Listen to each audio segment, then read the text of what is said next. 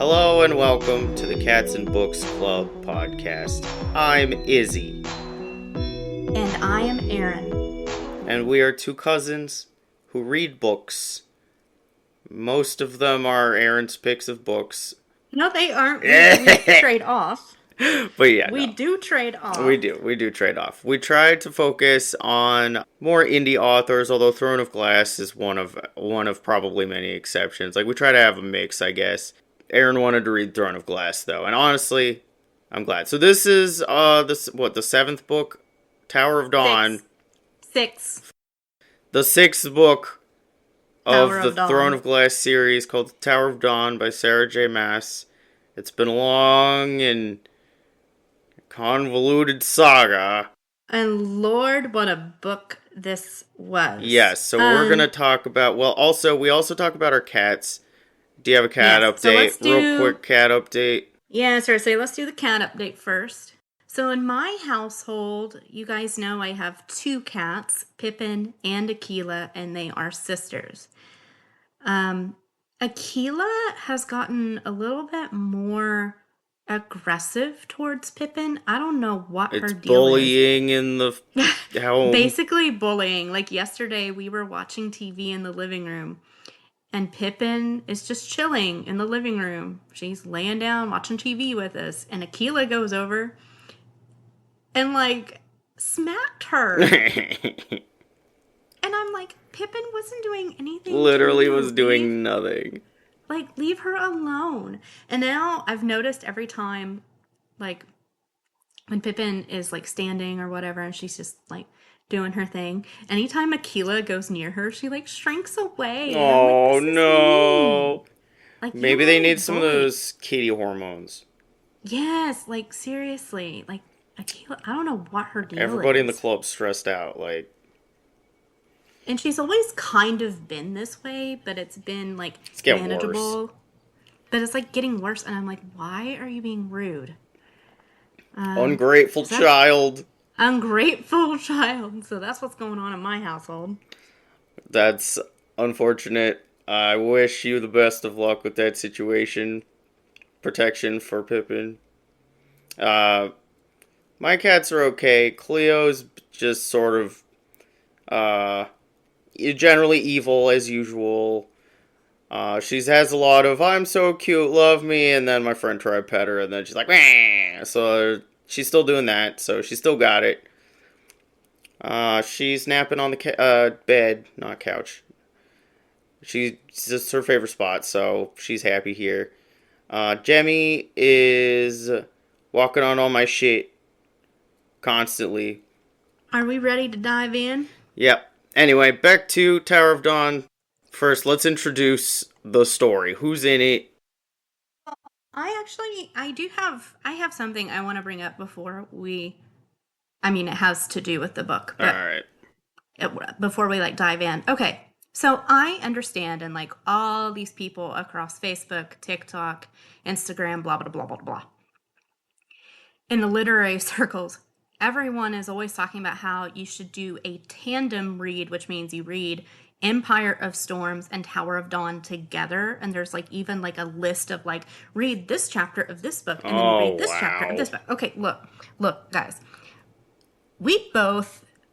I haven't been diagnosed with it, but I'm pretty sure I have, like, ADHD. You do. I could not handle that. So we were like, this is why we're not doing that's something we're not gonna fucking do. Yeah, like, I know there will be comments, you're supposed to do a tandem read, blah, blah, blah. Like, no, I cannot handle. No normal person would do that. We're not doing that. She should have written them as one fucking book if she wanted them to be read that way. Sorry for interrupting. Okay, that was, exactly. That brings me to my next point.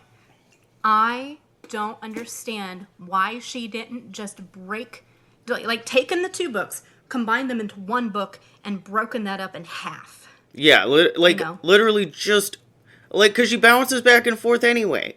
In all the other books, she's bouncing back and forth between the characters. We did not need a second book, which talks about, this book focuses on stupid Chaol and Nesryn and his journey to go get warriors for Aelin's army, which the only benefit that she can tell them of doing that is to quote-unquote create a better world.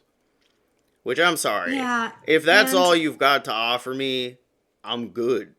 I will say I appreciate the world building. Right. So Pros, even if I don't particularly yeah. care for some of the characters, I do appreciate the world building, and I appreciate how she sets a scene. So that I will say I like.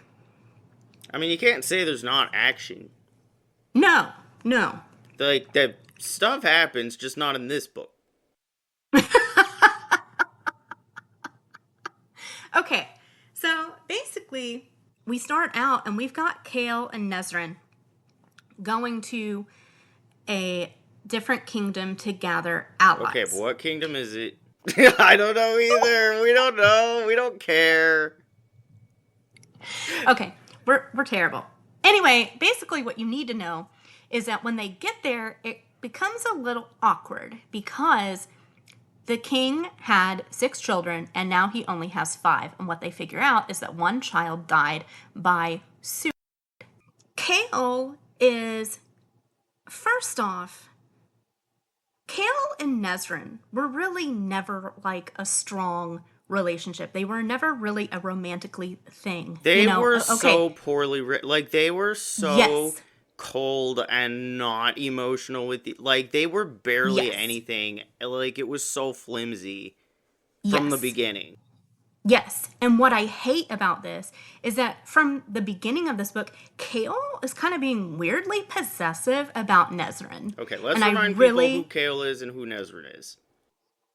So Chaol is, of course, or was, Prince Dorian's kind of royal guard and main guard, and now obviously he's was injured. If you don't remember, he was injured in Queen of Shadows, not Empire Storms, but Queen of Shadows. He was injured permanently, and now he cannot walk, so he is in a wheelchair. The other part of why they have gone to this other kingdom is that there are these healers, very skilled healers in this land, and he is hoping that he can work with one of the healers to get his mobility back.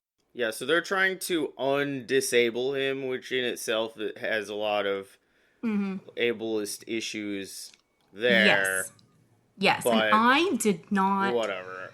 Yeah, that's another thing there are a lot of plot lines in this particular book that I did not like, and healing Chaol's injury was one of them.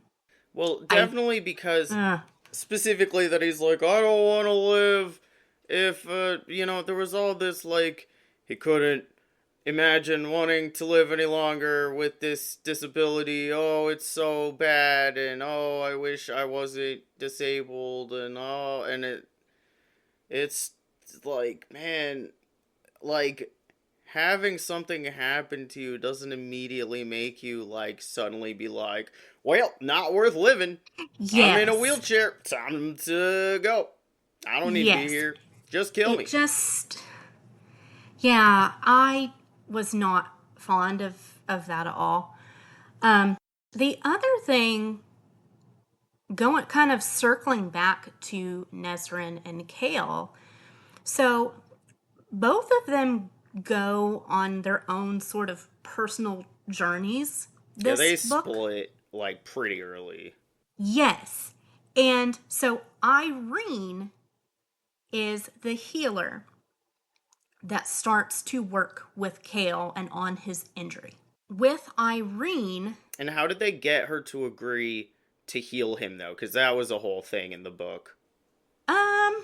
Because it was... He went up, and it was, like, really bad timing because one of the royal family just got, like, murdered. And right, so they're kind of coming in at a very awkward time. And they didn't know that she was murdered, so they, like, really screwed up right at the beginning, being like, hey, can you help us out? And they're like, we're literally mourning a death in the family. Hello? And he's like, yeah, we didn't know that. So they were like, I don't know how he managed to convince them to do it, but he did. And the healer, Irene, straight up, right off the bat, was like, fuck this guy. I hate the place he comes from. They're shitty. I don't want to heal him. I don't even want to look at him. You can't fucking make me. And I don't know. I guess she does anyway because I don't remember. I will say the thing that the other plotline I was just not fond of at all. So, of course, Irene and Chaol are spending a lot of time together during their healing sessions. They end up forming a romantic relationship. Kill me, kill me, and kill me, kill me. I hated it. I hated it. I really hated it. I don't think that it was particularly... It was so unhealthy, dude. Yeah, it just... First off, you're trying to build a relationship kind of up over one book, which, yes, you can do. Don't get me wrong. You can do that. But with the other relationships within Throne of Glass that are romantic relationships, right? When we look at Aelin and Rowan, and we look at... they get thrown away after one book. Dorian and Manon, and but there's a better buildup, I feel like, with them. Sure. And with this, it just kind of comes out of nowhere. And I did not like the sort of, hey, I'm your, for lack of a better term, hey, I'm your doctor and you're my patient, but we're going to fall in love anyway. Yeah, the ethical implications of that are just like, dude, this is not, whatever. Yeah. Maybe that's, it's a fetish probably for some people. Yeah, and look, I get it that it's a, it's a fantasy, whatever, but it really gives you as the ick. Kids. Yeah, I was about to say, as the kids say these days, it gave us the ick, guys. It was just, ugh. So, anyway, back to the plot line here. The Valgs return. So, they are attacking healers, and they actually manage to kill another healer. How did we find out it was the Valg, though? Wasn't that later in the book that they, revealed it? It was later, but, the minute a healer gets killed and you then know Irene who is it is, that it's same not. Night. Yeah. I mean, it was obvious to me that it was Valg. Yeah, I was like, oh, who could it be? To me, it was like, yeah, that's Valg. But anyway, we have that going on, and the Valg kind of, they attack Irene a couple times throughout the book. When we go to Nesryn's little love story, she is falling in love with one of the king's sons, so Prince Caution, which literally is not spelled like caution, like a caution sign, but it sounds like caution. Right. I like Caution. Yeah. I mean... No, I know. Literally, she should have fucking been into him. Chaol sucks, but she also sucks. Oh my goodness, not Prince Caution. Oh, okay. Because Prince Caution was the prince of the new place that they are, who likes Irene and wants to marry her. Right, yes. So Prince Caution likes Irene, but she does not like him back. That's right. Excuse my language. Excuse my blunder. The man that she ends up falling in love with is Prince Sartaq. Not Irene. You're talking about Nesryn. Nesryn falls in love with Prince Sartaq. Hold on. So, Sartaq and Nesryn end up falling in love over the course of the book as well. And and Chaol and Nesryn, like you said, Izza, they kind of go their own separate ways very early in the book. And, they didn't even break up. They were basically cheating on each other the whole time. But then Chaol's the one that feels bad about it, and Nesryn, doesn't feel bad about it. And I think I wouldn't feel bad about it either. Fuck Chaol, he's stupid. I don't care. But here's the thing though. They had never promised anything to each other. Like they were never like, "Oh, we're a Yeah. relationship now." So to me it wasn't cheating. It was I they mean, had a fling, he was like really they had clingy, sex. and she was like, dude, I don't care. And just kind of abandoned him. Like, I will say she abandoned the fuck out of him. Yeah, because she ends up going with Prince Sartak because he invites her to go with him and explore and find more answers about the Vogue. And He's like, come with me to war. And she's like, come with me. finally, I can use Yeah. my fucking actual King of the Guard skills instead of babysitting a grown man. Like, what the fuck? Why was she, like, relegated to nurse duty if she is the captain of the Guard of Terracin? Doesn't Right, she exactly. have It's a like job? exactly. She has I'm shit like, to do. What the fuck is she doing here? I don't get it. It's so stupid. no, I will say, even though I say this all the time because I think, again, here we are. We're in book 6 out of 7. And again, we're bringing in new characters again, which I have talked about in the past with Sarah J. Maas. But anyway, It just I keeps will say happening. Every book, there's gonna be a every bunch of single new book, guys that maybe they'll live. You don't know. I will say I did like the character of Prince Sartak. I do like him. I think that the relationship between him and Nesryn is actually pretty healthy. Yeah, no, they're actually cute. Like, he's not, Yes. like, not an asshole and treats her with basic respect and, like, Right. isn't sexist to her and, like, Right. respects, like, her autonomy and boundaries. Whereas Chaol and Irene disrespect each other's boundaries constantly. Mm-hmm. Like, the one Mm-hmm. scene, there was the one scene where she was like he was basically abandoned by Nesryn and was mad. And then she's like, "You've got to exercise." And he's like, "I don't want to." And she's like, "Do it." And then he's like, "Fine." And then he's like, "I'm doing it inside." And then she's like, "No, you got to do it outside." Just for no reason. He's You're just being a bitch to him for no reason to just like bully him because you're mad he's not telling you what's wrong. But she's just like being shitty at him. Yeah, okay, here, I wrote it down. Chapter 26. Irene comes in and is like, "Why are you depressed? What happened?" He's like, "Nothing." She's like, "You have to exercise." He's like, "Okay." And she's like, "No, you gotta leave." He's like, "No, here." She gets mad and is still mad he's not telling her what's wrong. So she's like, "Stop, you'll hurt yourself." So she's like, "Do it." And he's like, "No." And then she's like, "Do it." And he's like, "Fine." She's like, "No, do it out there." And he's like, "No, I don't want to." And she's like, "Never mind, stop." What was the point of this fucking scene? And then Kale's mad, and she's like, "I don't believe you."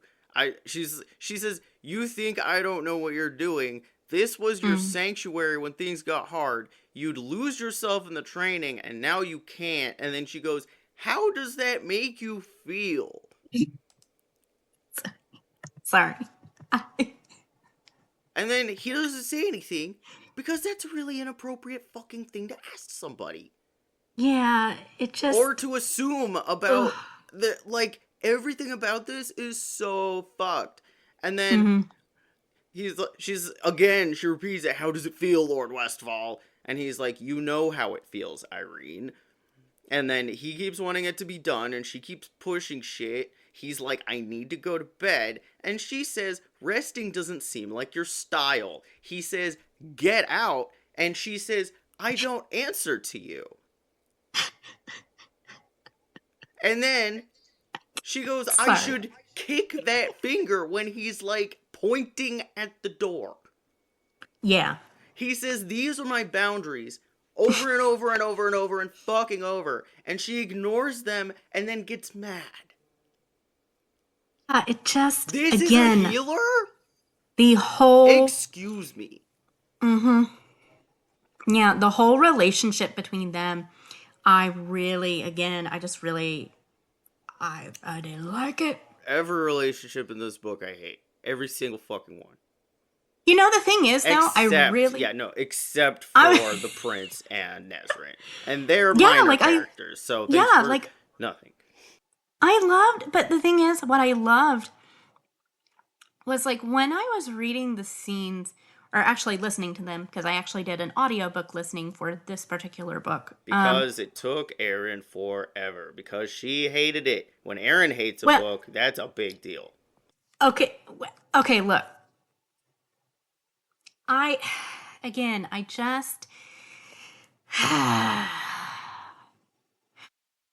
just think it was so much nothing. All the actions, like, right at the end, like the last 100 pages of the book. In the meantime, and here's the thing, stupid. Like, and I get that, like, obviously, guys, we've got a Summerween episode coming up in between this book and the last book of Throne of Glass. And after we do our Summerween episode, we're doing, obviously, the last book of Throne of Glass. But here's the thing, like, I've already kind of peeked at the next book. I haven't started reading it, but I've looked at it in stores and stuff like that. The next book is, like, over 900 pages long. And I'm already worried, guys. I'm worried because I'm like, okay, to me, and this is just me, this is speaking as somebody who reads a lot of books, okay? I read across all genres. I read romance, I read fantasy, I read series, I read standalones. Okay, get on with it. But, okay, the thing is, though, to me, if a book, I think to me, if a book is over 600 pages, right? Because 600, you know, that's pretty standard for a lot of fantasy books nowadays. Like 600-700, Jesus okay. Christ. You know, that's big. That's huge. But I feel like when you get over that number, I'm going to start to wonder, okay, were there parts of this book that could have been edited out? 900 pages, you know? The answer is always yes. That's a lot, you know? And quite frankly, there were things in this book, not the important scenes. That's not what I mean, of course. But there was a lot in this book that I found myself looking at and going, did we need that scene? Yeah, it's like, is this ever going to come back again? Haha, no. You know, yeah. And I just don't know, guys. I don't know. I will say what I loved. I loved Nesryn and Sartak's build-up of the relationship. Yeah, like, that was actually interesting. Unlike stupid Chaol and Irene, which I could give a fuck. They just do the same shit over and over. It's like, she found out that the injury is trauma, and you have to get through your trauma to heal the injury. And I'm like, okay, that's, like, true. Like, there is a certain truth to healing your body and your soul together is important because it feeds into each other. Yeah. Sure, I like that. I get that. That's cool. But, like, it's also a cop-out because it's like, oh, well, if it's magical, then it can be reversed. Yes. And I just, also, I don't know. Okay, wait. I need to talk about, because the next chapter, after this really annoying back and forth, like, Hussar ends up telling her about Nesryn abandoning Chaol, and then she feels bad. But she doesn't, like, I don't think she apologizes. I really don't think she does. And hold on, let's talk for everyone out there. Who is Hussar? Hussar is the princess who, according to the book, like, another princess in this, wherever this is, we forgot the place. We could look it up, but we won't because it's too late. Because it doesn't matter. But Hussar's one of the princesses. She's kind of a bitch. Apparently, like, Irene cured Hussar of a tapeworm, and then Hussar just, like, bothered her with questions and decided she wanted to be her friend. So she's been sort of abducted half-ass into the royal family because Hussar felt like it. Which also, unhealthy relationship number 2 here. We have this unhealthy friendship between Irene and Hussar, and I hated those scenes too. Like that. It's just really strange. Like, and we'll get into that when we get to the party scene, because that was, like, really That was horrible. just a complete and utter, like, A mess. train wreck. But anyway, okay, so Hussar tells her really quick, I'm just going to get to the end of this thing, because I really want to talk about it. So, apparently, chapter 27, right after she feels bad, she goes around healing random people in the streets like Jesus, and I think she specifically says like Jesus, because she's restless. Yeah, okay. And then, let's see, Kale's an asshole to Irene and won't communicate, tells her to go away, and she's like, fuck you. And then Irene leaves and ends up being followed by a mysterious creature, and then she runs back to Kale's room, and they, like, put a bunch of shit over the door. This is finally an action scene. The thing's bashing in. They're barricading the shit. They're trying to figure out how to get out of Kale's room. And there's the creepy voice coming through. It's like, Irene. And it's a Vogue surprise. And then they're like, don't worry, we'll face this together. And then they almost make out. And then they end up fighting it. I don't know. They're trying to kill it. The guards show up. The Vogue leaves. And then that's how they find out that someone was trying to hunt her. And Chaol is thinking he knew he was useless against it. Like, he's too disabled to do anything to fight it, even though he has 2 arms. Whatever. And then they're like, why would it come for you? And everyone's like, I don't know. And then, like, oh my god, fucking Caution shows up and is, like, worried about Irene. And he's like, I'll search for them. And then he's like, before I go, can I escort you back to the Torre? And Irene is like, oh, I feel safer here. Chaol himself doesn't know why, because he knows that he's fucking useless. And then the prince just leaves sad. And I'm like, this is so stupid. Sorry. Why? I could not. Why? Okay, you should have heard me in the car back and forth from work when I'm, like, listening to this. Because sometimes I was like, because I react. Like, when Aaron's I'm reading just something. Screaming into the void. Yeah, I'm like, oh my god, what is this? What is this? This is stupid. What is this? It's pretty bad. It's really bad. It's so bad, it took Aaron like 2 months to read this book. I read it twice in the time it took Aaron to read it once. Okay, Let that I will sink say. in. I read it twice. And I still don't know what's fucking going on. Okay, wait. Do you, what are you gonna talk about next? Because I want to talk about the, Sartaq and Borte being... Yes, yep, that's exactly where I was leading into Oh, next. okay, cool. Okay, you go ahead. Well, okay, so we have Sartaq. Yeah, the Sartaq arc with Nesryn. And, of course, they have gone off. What you need to know about Prince Sartaq is he has a Rukin, which a Rukin is like another this creature. like a winged creature. So, and his is named Kadara. So Kadara is kind of his but his animal friend, right? We've got more animals. His fantasy creature friend. But anyway, Kadara and Sartaq and Nesryn, they have met with other writers. So that is kind of what Prince Sartaq is thinking. He's thinking, I will go to the other Rukin writers. That's kind of like their army, right? That's like their army. Military he's force. like, I want to see if they will fight with Aelin, if they will fight in this war. Because what him and Nesryn realize, obviously, is that the Vogue have already made it to this land as well. So even though the king himself is kind of hesitant to enter this war because he thinks, That doesn't affect us. They're not here. That doesn't affect us. We don't need to fight in that war. Well, the king is wrong, Right. obviously. The Vogue are there and are killing people in his family left and right, so that's fun. Yep.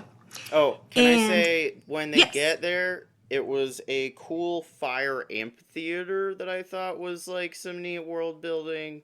I'm trying to throw a bone here for some of the things I did like. Random, like, Rook murder scene later was pretty fucking extraneous.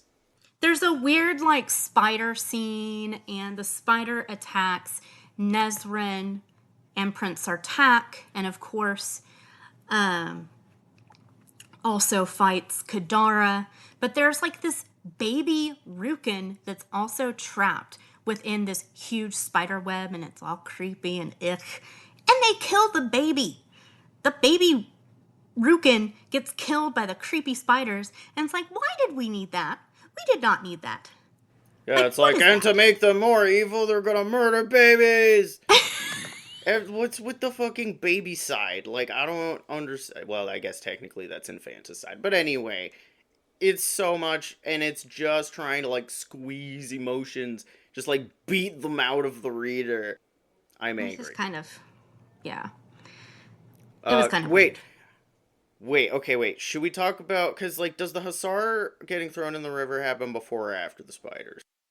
It was, I think, a little bit before. I'm sorry that we skipped ahead to the spiders, but I did want to bring that up because it's creepy as hell. Yeah, we can go back, but like, yeah, the Rook connection is that the Rook are used later just as animal cruelty for no reason, and that sucks. So anyway, all right, back to it. Back to Chaol and Irene. Again, they're in love. Oh, is this the horse scene? This is the horses. Chaol tries to ride a horse, and this is after a previous horse scene where Chaol mansplained horses to Irene. And it was supposed to be romantic, and it wasn't. I can't. And then, of course, you know, they're riding a horse because there's Irene's birthday party or whatever. Hussar, the princess, is throwing her a birthday party with her own money. It's a royal party. So, like, she's got privilege, but it's only because of Hussar. So they go out to this, like, oasis area thing. And then she describes it as there's gold everywhere. And it was explained because the people were maybe too scared to steal from the Khaganate, which is the name of the royalty of that place. And it's just like, you didn't need to explain that. She was like, well, if there's gold everywhere, why are people not stealing it? And it's like, they're too scared. That's my explanation. You had to put it in the book, whatever. Everything is boring. Okay, I also want to bring something up. If you are writing with royalty, and I don't care if it's fictional royalty, I don't care if they're fae, I don't care if they're human, I don't care if it's freaking werewolves. There are freaking rules to royalty, okay? And this next scene where Hussar gets thrown in this, like, river or pool by Irene, first off, yeah, would never let's just freaking talk about happen. that. Let's just talk about the thing. So Hussar, at this birthday party, makes some snide comment about Chaol because she's like, I hate this bitch, fuck this guy. Oh, this is your boyfriend? I hate him. But she's the one throwing the fucking party. Well, Irene gets mad and ends up throwing Hussar into, was it a pool, a river? Who cares? A body of water. It was a pool. And they literally all should have gotten murdered. Like, instantly. Yeah. Or, like, thrown in prison. Because that's literally violence against a royal member of the family. Mm-hmm. And it's just like, literally, this is the bitch who put this party on for you. Why are you throwing her in the fucking river? Mm-hmm. Yeah, like, that would never freaking happen. And then Irene later admits, because, like, she and Chaol start making out or whatever, that she's only fucked one time before. So she's barely not a virgin. And that's just fucking child's shit. This is a child, everybody's children. I'm like, I don't care about the sex lives of fucking children. This is stupid. Yeah. And then the next chapter, they finally fuck, and she described it as being broke, unmade, and rebirthed. And I wrote, bad sex makes this seem good. Because she's only had sex once before. How is she gonna know that it was good or not? She doesn't know. So her first time was probably really fucking bad because it's Chaol. I don't give a shit about him. It was very odd. But then she busts out the note from a stranger from the first fucking prequel being like, the world needs more healers, and finally he's like, oh my god, it's Aelin, she wrote it, and she's the one, she healed Aelin, and Aelin gave her money, and then she went all the way across the mountains to get here, and oh my god, she owes her life to Aelin. Wow. I'm sorry. I don't care. Oh god. Guys! So then after that, back to the spiders. Yeah. So basically, the spider thing tells us... Why did they go to the spiders? I don't think they meant to. I think they got, caught. They were, on the rook. Somehow, they get stuck with the spiders. I don't remember who the fuck Falcon was. That was another character that showed up. I don't know who that was. Another extraneous character. Who the fuck was it? Why was this needed? But anyway, okay. I think it was somebody who was friends with... What's her fucking name? The friend of fucking Sartak. The sister... Wait, Borte. We didn't even talk about Borte. There are so many... Again, guys, there are so many characters. So basically, Borte is one of the Rook riders, and they're basically kind of like sister and brother. Basically, that's all you need to know. They're adopted, basically. Basically. So, basically what you need to know from the spiders start telling this really long story. What it just you keeps find going and going and going. But here's the thing. So what the important part about all of this weird spider and it was an info dump. It basically was an info dump, but basically what you find out is that Maeve is the Valg queen, which honestly, I kind of saw that one coming. I was like, oh yeah, duh. Obviously she has ties to the Valg.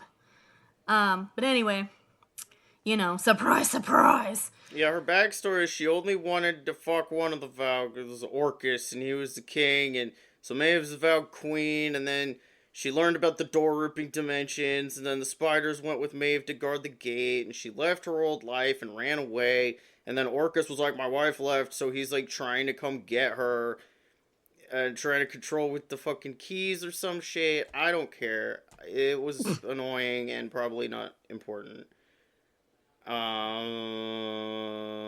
So basically, they defeat the spiders, is basically what you need to know. Wait. I remembered a key thing about the Valg Queen, Maeve. That she used her powers to rip into the minds of all the people around her and implant the memory that she was always there so that they believed that she was the third queen, but she's not. See, that's just, it's so much. It's so lazy, dude. Oh, her mind powers? Oh, she has mind powers now? We're just gonna fucking self-insert into thousands of people's memories? Bitch, whatever. I'm just so mad. But yeah, basically... She, wanted to banish these guys by getting all the keys and locking them away. Yeah, pretty much. And basically there's, a part where you think Prince Sartak is going to die, because the spiders take off with him. But then, of course, Nesryn comes and saves his butt. Well, yeah, he gets wrapped up in some shit. Actually, no, it was Falcon that chewed through all the shit. She was the one who kept the spider talking, so she didn't even really do anything. They sort of did Oh, something, but yeah, and then Falcon's like, give Aelin my fortune because I'm gonna die, and then he jumps into a burning line of spiders. I don't know how they got them on fire. I don't care. so yeah. So basically, they defeat the spiders, and Nesryn and Prince Sartak fall in love, and they finally admit, after all that fighting, that, oh my god, we love each other, and blah, blah, blah, blah. And then, of course, Prince Sartak convinces the Rukin riders to come and fight in Aelin's war. He brings like 1,000 warriors. So, anyway, cool story, bro. Love that. Glad. This could have been an email. It's fine. Really, really made us go through this for fucking nothing. Anyway. Oh yeah, and later, let's see, they reconnect and tell all the stories. Chaol somehow convinces What's-Her-Bitch to go home with him. By What's-Her-Bitch, I mean Irene. And then the healer's office is empty. She knew someone was coming for her, was like her Irene's like boss, I guess, the head healer. And then they left a key in advance because they knew someone was coming for her conveniently so they could get the key, and it's just like, fuck. And then they run through sudden tunnels in the library. Oh, passageways appear. How convenient that there's a fucking passageway to an underground fucking cavern secret lair into the catacombs. So they go down there, and then what happens, Aaron? So, anyway, they're going down there. They basically go down into the creepy catacombs. And one of the princesses, her name is Duva. Basically, what you need to know, Duva, the one of the princesses, who is pregnant, by the way, was the one, she is possessed by the Valg, and she is the one who killed the princess in the beginning. Like, Wait. how... Sorry. So they expect us to believe that the pregnant princess by herself murdered her own sister and then also kidnapped, tied up, and dragged Hafiza the healer all the way down there? Because she was possessed by a Valg. Yeah, but like, still. Yeah, I know. I didn't write it. I'm just saying the logic behind it is she is possessed by But a anyway, Valg. she's just there. Don't worry about it. But the other important part of this is that Irene has been talking about ideas about how to kill the Valg with Chaol. One of her theories is that the Valg are kind of like an infection of the person. A parasite. And instead of just killing the person who is infected, for lack of a better word, by the Valg, she can go in with her magic and heal the person of the Valg infestation, which is what she ends up doing to Duva. So basically, she heals Duva, but it's like this long, drawn out, like really crazy ass scene. Yeah, like once they like disarm Duva, and then like Hafiza falls because she's still tied up, and they have to get her out, and I don't know, Chaol like cracks his legs off or something, and Irene's crawling to get the sword, and then she throws the sword at Duva, and then they're running around. Whatever. They're trying not to like fuck up Duva because she's pregnant, etc. I guess like Duva goes unconscious somehow, and that's when they start healing her. Yeah, and they have to kind of like hold her down. Like, Yeah, and then they save her. They save the baby. Somehow they find out that the baby's fine, whatever. well, which brings us to, obviously this is kind of the climax of the whole freaking story, but what I don't like, oh Lord. Wait, are we gonna talk about the deal? Yeah, that's what I'm All right, go ahead. yeah, that's exactly what I'm freaking referencing. Ugh. So basically, Chaol and Irene, they end up making this really odd deal at the end. Like, Because Chaol gets injured during Chaol. the fight with Duva being possessed by the Vogue. Chaol gets injured, right? So Irene heals him, but at a cost to herself.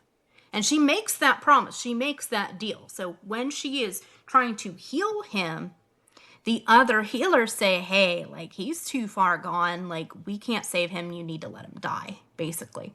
And Irene is like, nope, I'm going to heal him. And they're like, okay. But she heals him, but not fully. So his injury is not fully healed. And when they die, they both die. So yeah, when one dies, the other dies. the other die. And I hate it. I hate it. Yeah, it's really fucking stupid. Just should have let him die. Yeah, like it just again, and it brings me back to it's just icky. It's icky, icky, icky. Their whole relationship is icky. It's so bad, dude. I really don't like it. And again, they get married in the end, and again, I'm just like, no, why? Why? Don't they like barely know each other, guys? Like, haven't they been together Yeah, like and they've maybe been a shitty month? to each other most of that time. Like, I okay. Yep. Okay. Okay. That's all we can say. Sure. Fucking It's fine. like, okay. Well, I don't know. I don't have a choice but to allow it, I fucking guess. I mean, that basically brings us to the end of the book, because basically what happens is, oh, okay, we have 1,000 Rook Riders for the cause. This is great, and that's awesome. And we have Nesryn and Prince Sartak in a very healthy relationship. That's great and awesome. Oh, yeah, and he was like, my family thinks you're too common, but I want to marry you. They told me I should be the Kagan whatever leader, and I said I don't want to unless I can have you as my bitch. And she's like, oh my god. And then they were like, well, never mind, you can have it anyway. And he was like, wow, that was easy, sick. So now I can have my bitch and still be king. This wasn't even a conflict. And then they're like, let's go to war together. Kale's on a boat. He's puking. The healer has to keep healing him. His back is fucked up. They're married. And they're married. They oh didn't show us the wedding. They didn't even show the wedding. It. They didn't even After show the wedding. all, They're you just made me sit through all this fucking bullshit backstory and didn't even give us a goddamn shitty wedding for a shitty couple that shouldn't be together. Oh my god, guys. Okay, so wait. So here we are at the end, and then the only other little thing that happens is they give us a little bit of a snippet of what is happening with Aelin, which of course I'm sure is going to bring us full circle into the next book. So Izza, why don't you start out? What was your rating for this book? Maybe like a 3. 3. I think that may be what I gave it. Maybe a 2. Let me look here. I mean, because I gave it a 3 because, or well, why did you give it a 3? I mean, the thing's going for it. Sure, character development was going for it. I mean, the rest of it you've already heard. What I don't like about it. Yeah, maybe a 2. Yeah, I gave it a 3. Out of 5. Out of 5. I love the world building development. I think tying up, the character from the very first prequels wasn't a bad thing to do. I think it makes sense. I think it's annoying that her personality's as shitty, if not shittier, than Aylin's, and they act the same. They're the same character. And Hussar is also the same character. They're all just like a snarky bitch, and it's like, okay, but we already have one of those. We don't need 3 of them. And then Irene's a snarky, like, everybody's just the same fucking guy. I don't know. Everybody's snarky. The you complete me bullshit with Irene and Chaol's gross, because they're on a boat and the royal presence. I don't know. The relationships are gross. I don't like them. The political plot, whatever, it's fine. Oh yeah, and then it ends with Aelin in the stupid coma coffin again, still in a weird mask and ego death. The Queen Huntsman's holding her going, let's begin, which is the same way the other fucking book probably ended, and it's just like, this is annoying. I will say what I am interested in with Kingdom of Ash, which is the last book of the Throne of Glass series. What I am interested in is how it all ends, how it all ties together. I am interested in finding all of that out. Do I think it needed to be over 900 pages in order to do that? No. But we will see. I don't want to read it. Oh. Too bad. I know. All right. We're going to wrap up this episode, guys. In a few weeks here, we're going to be taking a break, like I said, from Throne of Glass before we read the last book. We're going to be filming a Summer Ween episode. We are reading a book called The Clackety, which is kind of a creepy middle grade horror book. We are going to be reading that. My boyfriend Sam will be joining us for that podcast as well. And depending on how that evening goes, we're probably going to be sharing some more ghost stories as well. Yeah, and that'll be fun. Absolutely. So check this episode out when it airs. Yep. Thanks for joining us, everybody. Again, I'm Izzy, and that's Aaron, and we'll talk to you later. Bye-bye.